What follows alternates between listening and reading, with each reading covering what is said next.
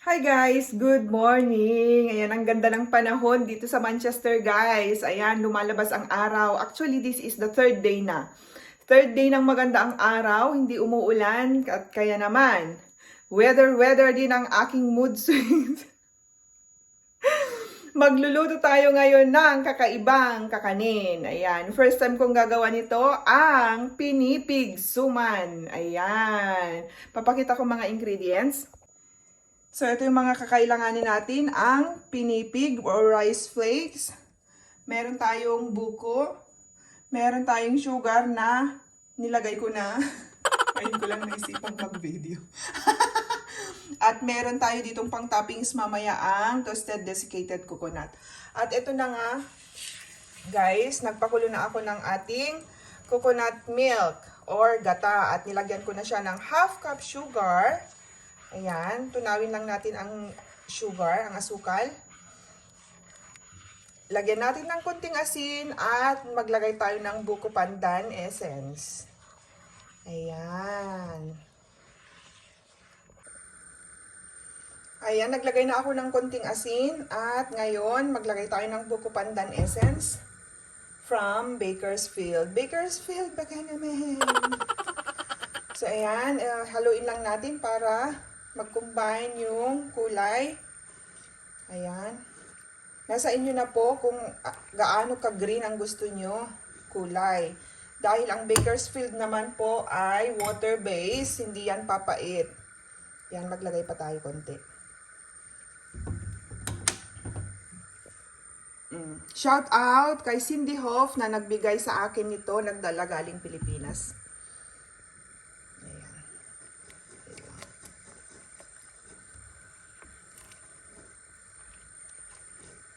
Medyo hininaan ko na ng apoy dahil nga po, pag matunaw itong sugar at may combine na yung buko pandan essence, ilalagay ko na ang ating pinipig o rice flakes.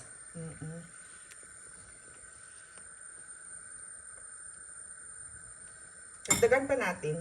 Parang nakukulangan pa ako sa kulay niya. Ayoko maglagay ng food color, guys. Natural lang tayo. Charot. Natural. Naririnig. Naririnig ko si Baby Z. Nagtatawag na. Nakaready naman na yung milk niya. Para in case magising ka ako, padedehin ko na. Yan. Kaya pa yan. Hindi pa yan umiiyak. Nagtatawag lang. Ayan. Nilagay na natin yung rice flakes. Ayan. Dahan-dahan natin ibuhos ang ating pinipig. Ang pinipig na to, guys, ay hindi pa luto or hindi tostado. Raw. Raw pinipig. Ayan. Haluin lang natin. At ilagay ang natitirang pinipig. 3 cups lang to, guys. Yung pinipig, 3 cups. Yung gata, isang lata ng gata ng coconut milk from Aldi. Aldi, baka naman! Ayan. Haluin lang hanggang maluto na to, guys. Kunti lang yung apoy. Ayan. Tawag na. Okay. Kailangan matapos ko na to. At sa panahong ito, ilalagay ko na ang ating buko. Kinayod na buko. Charot.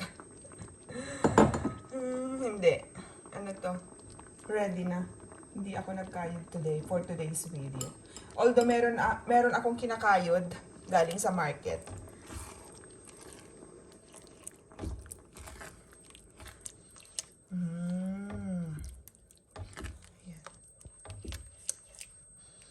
Haluin lang to, guys, hanggang matuyo at magmantika. Tumatawag ng aking anak. Kailangan ko na tong i-stop.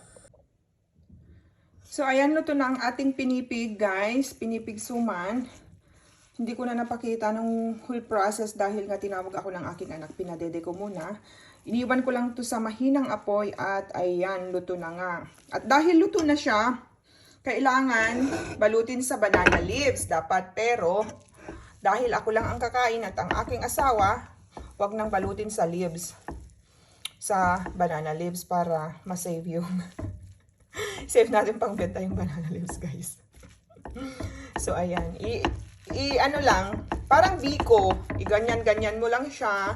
Tapos lagyan ng toppings ng desiccated coconut dahil ayoko nang maglatik. At sobrang mamantika. Ayan. Ganyan-ganyan lang siya mamaya.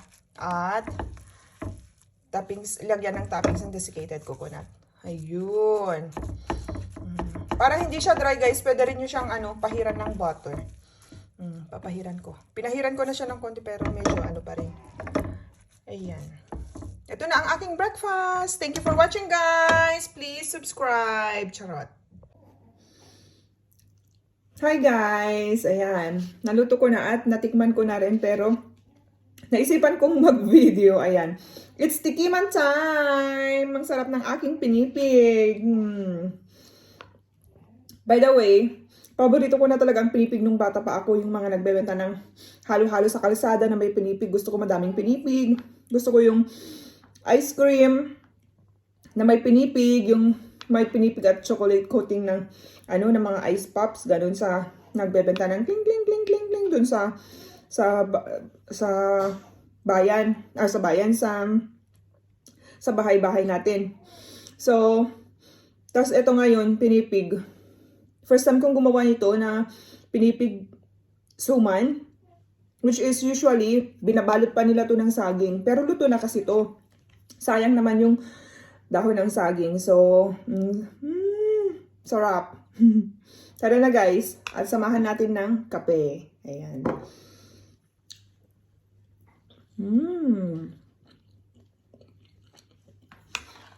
Must try.